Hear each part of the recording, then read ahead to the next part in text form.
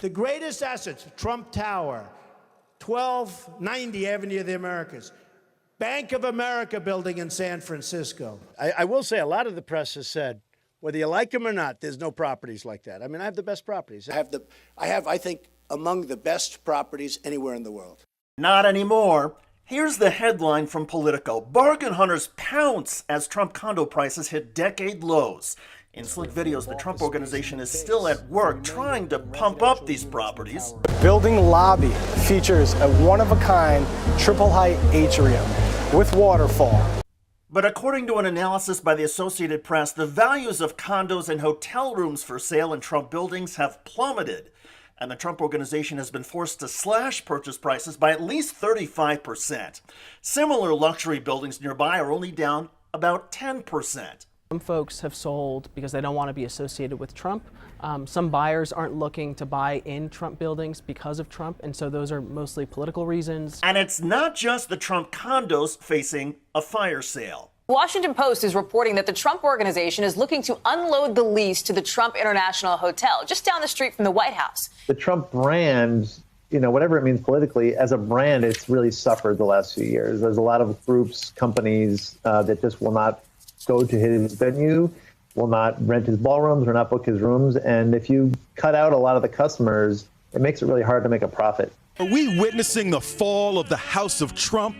The blowback coming the president's way since the riots has been nonstop. That has Jared Kushner and Ivanka Trump in a bit of a panic as they look to their future. Especially Ivanka. God bless America. Who reportedly had dreams of one day becoming America's first female president. It's going to be an extremely difficult post-White House time for them. By most accounts, the Trump International Hotel in Washington, D.C. is now hemorrhaging cash. Business was bad because of the pandemic, and now with Trump out of office and lobbyists around the world not feeling the need to pander to the Trumps in Washington, D.C., given that they have left, the hotel has become something of a financial drain. And making matters worse for Trump, he and his organization have an estimated $500 million in loans that are all starting to come due. It's a challenge to Trump in financial terms and an embarrassment for him personally. He has long boasted about his net worth and incredible business acumen, and his ego seems tied to the personal adulation he believes he is owed.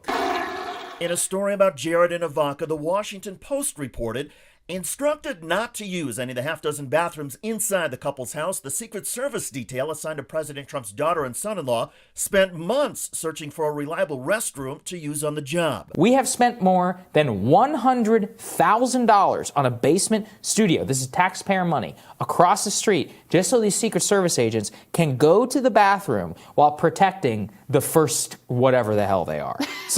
And right now, Jared Kushner and Ivanka Trump are pariahs. They are detested. And the question is it worse to be hated because your father-in-law incited an insurrection against the U.S. Capitol, or is it worse to be hated because you would not let the Secret Service use one of the 6.5 bathrooms in your own home? The idea that he's become so divisive and so unpopular that even his business is suffering, well, that could be the most punishing cut of all. Trump's son Eric, who was left in charge of the Trump Organization while his dad served as president, recently spoke about the financial and personal damage and lashed out at his family's detractors. Listen, I'm on the receiving end of it every single day. My father gets subpoena after subpoena. We do as a family. They attack us. They go after us for doing absolutely nothing wrong. We gave up business when my father went to the White House. Every single day, my family is attacked, and they look for any comma that's out of place, and the prosecutorial misconduct in this country is out of control. A large number of people despise everything Trump, people who previously didn't care if they were staying at a Trump property. So Trump's bottom line is getting whacked. In a way, it's poetic justice. Trump and his supporters inflicted deep wounds on America's democracy. Now, a large number of the American people, through their travel and business choices, are making the Trump Organization pay. And Donald Trump is getting squeezed.